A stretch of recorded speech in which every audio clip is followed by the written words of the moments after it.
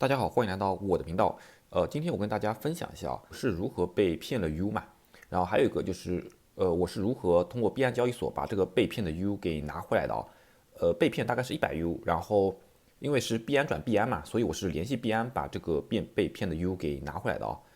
首先我先讲一下我是如何被骗 U 的啊，大家也可以提高警惕，就是多一个经验嘛。我是这样子的，因为我现在是 All in Web3的，然后我在这个行业，然后我会加很多的一些群嘛，包括微信群、电报群之类的啊。然后在微信群里面，我会加挺多的付费群的，因为我觉得付费是个门槛嘛。这样的话，把一些不靠谱的或者是浑水摸鱼的鱼龙混杂之类的都把它筛掉了。所以我会加挺多的一些付费群，里面的一些群友还是比较优质的啊。那么，我在其中一个付费群里面啊，就是有一次就是有人在群里问，就是说他刚回圈嘛，那么这个币安交易所他不知道怎么下嘛，那么我刚好看到了这条东西，然后我就教他一下，我说你去币安官网，它是可以直接下这个 APP 的，或者是自己去这个商店里嘛可以下嘛，然后他就是加了我一下，他说他还是不会嘛，让我发个安装包给他。我把这个聊天记录截下来了，给大家看一下啊。就这样子啊。然后我电脑上是有安装包的，然后我就把这个安装包微信发给他了。然后他说这个打不开，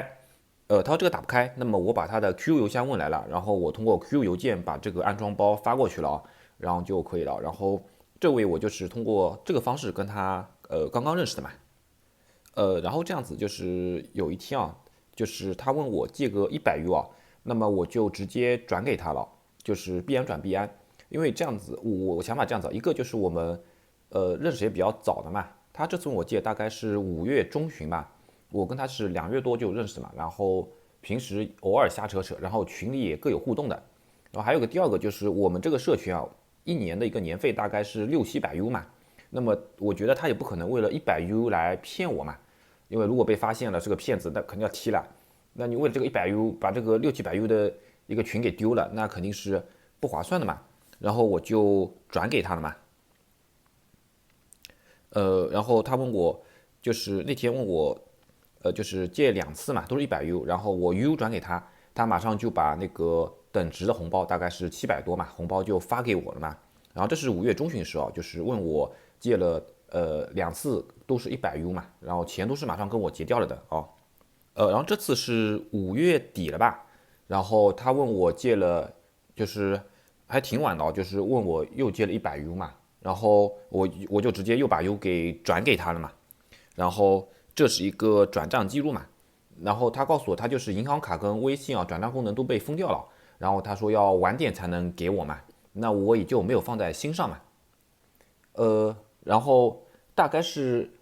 2周之后啊，然后有人群里说被骗 U 了嘛，然后把那个人的头像发到那个群里面了，然后我一看，哎，还真的是问我借 U 的那个群友嘛，然后我是马上去找那个群友问他，哎，你这个 U 还没有还我，因为我想起来这个事情了嘛，然后发现这个人已经是没有反应了，他就是，然后后面就是群里面很多人都说他问他们借 U 嘛，呃，我截图给你们看一下这个聊天记录，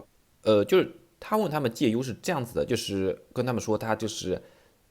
银行卡什么被封了，然后问他们借100 U，然后他都是先款的，就直接红包发过去，然后这样的话就是令人感觉诚意十足嘛。然后那个群友是说，就是说现在也没有富裕的 U 嘛，然后就把红包退还给他了嘛，这样子嘛。那么有些就是刚好有富裕的 U，又看他是先款的嘛，就是先发红包的嘛，然后他们就是把 U 借给他了，这样子哦。然后